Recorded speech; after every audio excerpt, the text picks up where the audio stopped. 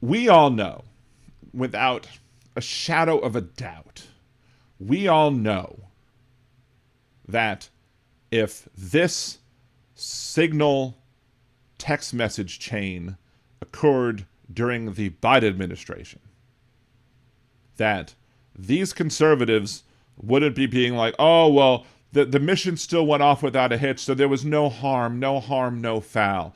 They keep trying to spin it to say, oh, there was no harm. If we tried to do the no harm, no foul game, if it was a Joe Biden thing, guess what? They would be, reading the riot. In fact, they did. They did react to that in one particular incident when it was shown that President Biden had taken classified documents and had it in his, garage or whatever on his property in Delaware. It didn't matter that Biden didn't do anything else. They were calling for his head. They were like, well, why isn't he under arrest or whatever? Same reason why Pence wasn't under arrest, or the same reason why Pence wouldn't be prosecuted for these things, because if you're found to have classified documents and you requested to return them, and if they punished you for returning them all, then people wouldn't just simply return them. That's why that happens that way.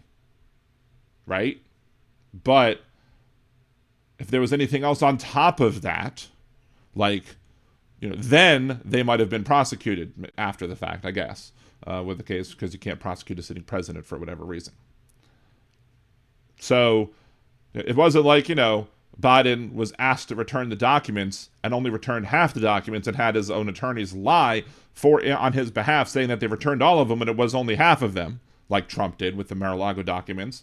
It's not like Biden was on tape showing documents to people and telling them when he wasn't president, hey, this could have been declassified, but it wasn't, but I'm still going to show it to you anyway, even though I shouldn't be able to do it. There's no audio of that happening, like what happened with Donald Trump.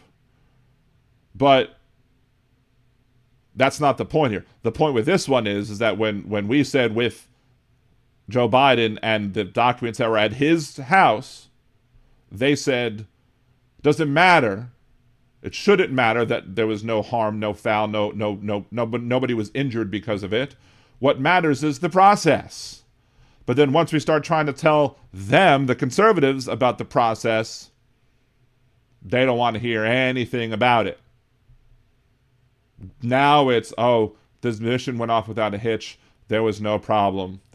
Well, there's lots of major problems with this. Because again, this isn't just a simple matter of, keeping documents that you shouldn't have kept them and then nobody else seeing them. This is war plans, battle plans, whatever you want to call it, however they want to label the plans. If Russia or someone of our enemies would have gotten wind of this, Iran, they would have happened and got wind of this text message group, and if they would have, said, oh, this is when the attacks are coming, they could have moved things around and the attacks would have been a failure. Because there's no operational security when it comes to what they're doing here, because it might be encrypted end to end, but once it gets to the person's individual private phone, what protection is there? You're not even supposed to look at this sort of information on any sort of phone. Oh, no harm, no foul. It's the fact that you're operating in a irresponsible way is the risk of harm. It's just like the same thing if I drove drunk and if I had a super high, more than the legal limit blood alcohol content, but I made it home okay. Let's say I drove all the way home and I kind of swerved into my driveway, parked the car, no accident, no nothing. But I drove drunk. Could I tell the officer? Could I tell the court? No harm, no foul. No. Because the reason that the rule exists for no drunk driving is because of the threat that can be caused if you do it. Too many times, somebody's going to get hurt on average. So if you don't have our national secrets held, secure, if you're not mindful of them and who gets to see them, then it doesn't matter if in this circumstance it went to somebody who shouldn't have seen it and they did the right thing, I guess, until after the attack when it was over. It doesn't matter, because at some point, if you continue to operate within this lax way that you're operating, Trump administration, somebody is going to get harmed. And that's why we have these laws that are in effect. That's why these laws are the way that they are. So, let's take a look-see, shall we, at the Houthi PC small group, 19 members. Now, this is from the reporter, Mr. Goldberg. And this is from the, whatchamacallit, the reporter, Mr. Goldberg, is the one who got answered. Michael Walls added you to the group. So there you go. I mean, he could say he doesn't know what happened. It happened, and it happened from him. Disappearing message time was set to 1 week, so you get to watch this thing for 1 week before, I guess, they self-destruct. Michael Waltz, team, establishing a principals group for coordination on Houthis, particularly over the next 72 hours. My deputy, Alex Wong, is putting together a Tiger team at deputy/agency chief of staff level, following up from the meeting in the sit room this morning for action items that we'll be sending out later this evening. Why didn't you handle all this in the Situation Room? That's a secure location that, wouldn't be able to have this stuff happen. Please provide the best staff POC, I guess point of contact, because they're not saying person of color, from your team for us to coordinate with over the next couple of days and over the weekend. Thanks. Mike Needham for state, J.D. Vance, Andy Baker for VP, TG, Tulsi Gabbard, Joe Kent for DNI. Very important, because Tulsi Gabbard didn't know that she was on this text chain, but TG is Tulsi Gabbard, and she was on this text chain. Scott Beast is Dan Katz for Treasury, Pete Hegseth, Dan Caldwell for DOD, Brian McCormick for NSC. I'm guessing Brian's naming himself. I don't know. Then Michael Walls, team, you should have a statement of conclusions with taskings per the president's guidance this morning in your high side inboxes. State and DOD, we developed suggested notification lists for regional allies and partners. Joint staff is sending this AM a more specific sequence of events in the coming days, and we'll work with DOD to ensure COS, OVP, and POTUS are briefed. JD Vance, team, I'm out for the day going on an economic event in Michigan, but I think we're making a mistake. So some cracks are showing in the administration of Donald Trump. 3% of U.S. trade runs through the Suez. 40% of European trade does. There is a real risk that the public doesn't understand this, so why it's necessary. The strongest reason to do this, as POTUS said, is to send a message, but I'm not sure the president is aware how inconsistent this is with his message on Europe right now. There's a further risk that we see a moderate to severe spike in oil prices. I'm willing to support the consensus of the team and keep these concerns to myself. Ha! Too bad you didn't keep the concerns to yourself, because you're on a text chain with somebody who's in the media, dumbass. But there is a strong argument for delaying this a month, doing the messaging work on why this matters, seeing where the economy is, etc. So J.D. Vance doesn't agree with his president. Shocked. I mean, then again, J.D. Vance is the one that, called Trump America's Hitler. I guess that he changed his mind on that, or felt that that wasn't important. Joe Kent, there is nothing time-sensitive driving the timeline. We have the exact same we'll have the same exact options in a month. The Israelis will likely take strikes and therefore ask us for more support to replenish whatever they use against the Houthis, but that's a minor factor. I will send you the unclassified data we pulled on BAM shipping. John Ratcliffe, from the CIA perspective, we are mobilizing assets to support now, but a delay would not negatively impact us. An additional time would be used to identify better starting points for coverage on Houthi leadership. So somebody actually saying, hey, it might be a good idea to wait, but nope. Pete Hegseth, VP, I understand your concerns and fully support you raising with POTUS. Important considerations, most of which are tough to know how they play out: economy, Ukraine, peace, Gaza, etc. I think messaging is going to be tough no matter what. Nobody knows who the Houthis are, which is why we would need to stay focused on, 1, Biden failed, and 2, Iran funded. So, they're always going to say Biden failed, even when he didn't fail. Waiting a few weeks or a month does not fundamentally change the calculus. 2 immediate risks on waiting. This leaks, and we look indecisive. Well, guess what? It leaked, MFers. And 2, Israel takes an action first, or Gaza ceasefire falls apart and we don't get to start this on our own terms, we can manage both. We are prepared to execute, and if I had a final go or no go, I believe we should. This is not about Houthis. This is not about the Houthis. So the attack on the Houthis is not about the Houthis. I see this as two things. One, restoring freedom of navigation, a core national interest, and reestablishing deterrence, which Biden cratered. No, he didn't. But we can easily pause, and if we do, we can do and enforce 100% OPSEC. How can you enforce 100% OPSEC? You're on a text message chain with a reporter, you dumbass. Michael Waltz, the trade figures we have are 15% of the global and 30% of container. It's difficult to break down to U.S. Specific because much of the container either going through this Red Sea still or around the Cape of Good Hope are components going to Europe that turns into manufactured goods for transatlantic trade in the United States. Whether we pull the plug or not today, European navies do not have the capability to defend against the types of sophisticated airship, cruise missiles, and drones the Houthis are now using. I find that a little bit hard to believe that that the navies of the world can't handle what the Houthis are using. But that seems a little counterintuitive to me. But, you know, I don't know whether it's true or not. It just seems counterintuitive to me.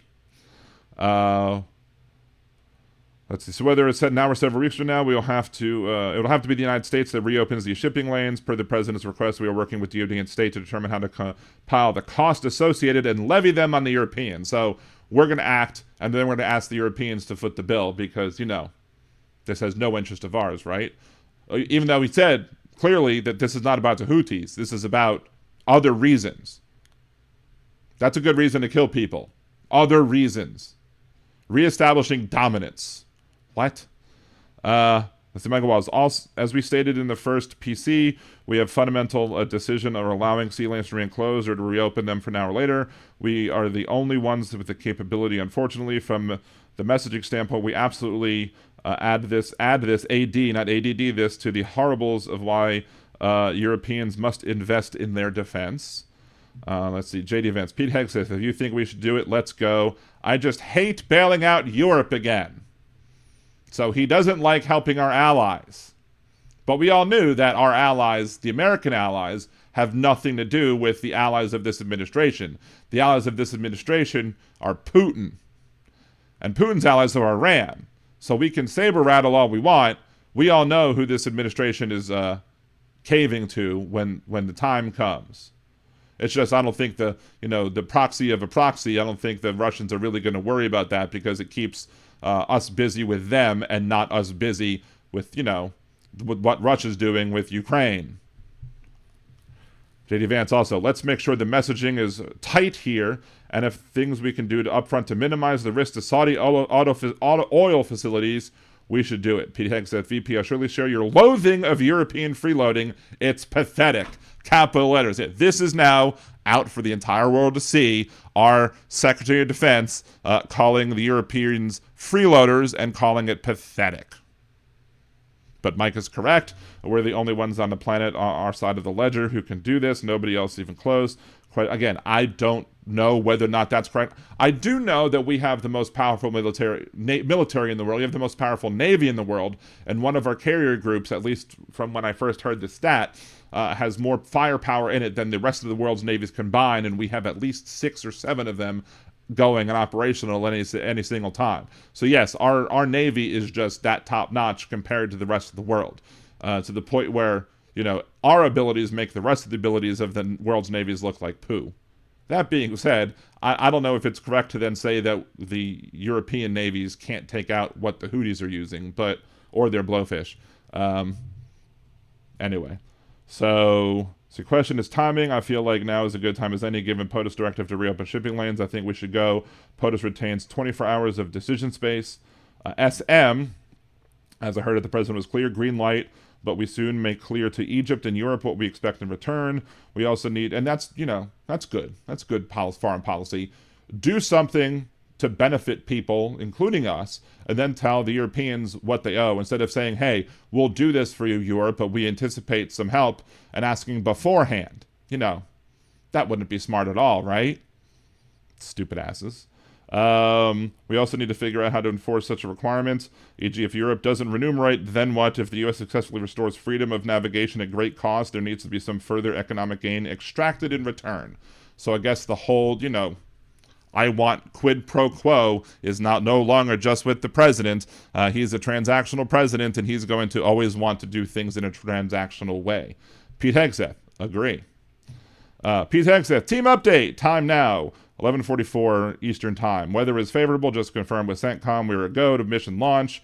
12:15 ET F-18's launch, first strike package. 13:45 trigger-based F-18 first strike window starts. Blah, blah, blah. 14:10 more F-18's launch. Second strike package. 14:15 or 2:15 Eastern. Strike drones on target. This is when the first bombs will definitely drop, pending earlier trigger-based targets. 15:36 F-18 second strike starts. Also, first sea-based Tomahawks launch.